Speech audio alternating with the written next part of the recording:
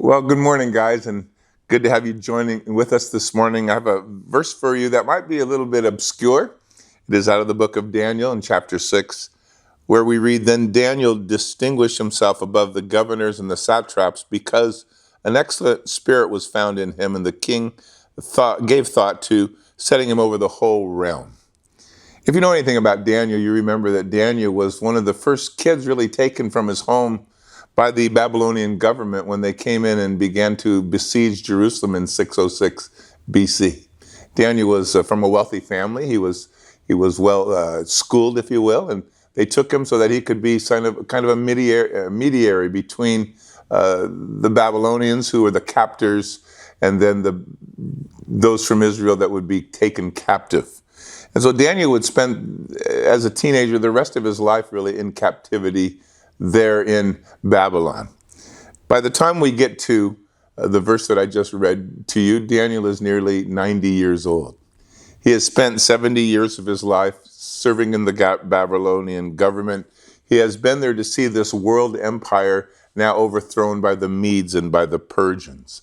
Daniel had survived for years, serving in a godless government with lots of idolatry around him, and yet he had maintained both his witness and his willingness to share the Lord with those who were around him.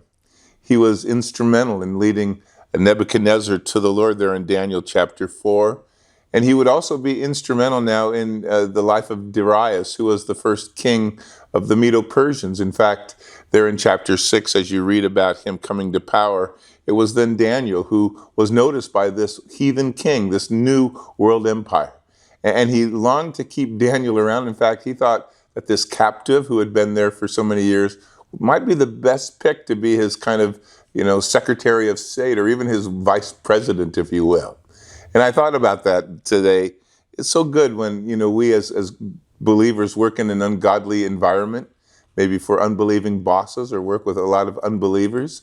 And sometimes we feel like we're the minority, and gosh, we don't make much of an impact. And yet, look at Daniel's life. He now finds himself in charge, if you will, in a place of great rulership in two world governments. And he led a king to the Lord, and he became a witness to everyone around him. And so even at 90 years old, he's still moving mountains and shaking lives. And I think you can too. If you'll be faithful to the Lord where God has put you, if you'll just shine and be a light, if you'll live an honest life and a loving life and a caring life, and be able to share when God gives you opportunity, you can make a world of difference.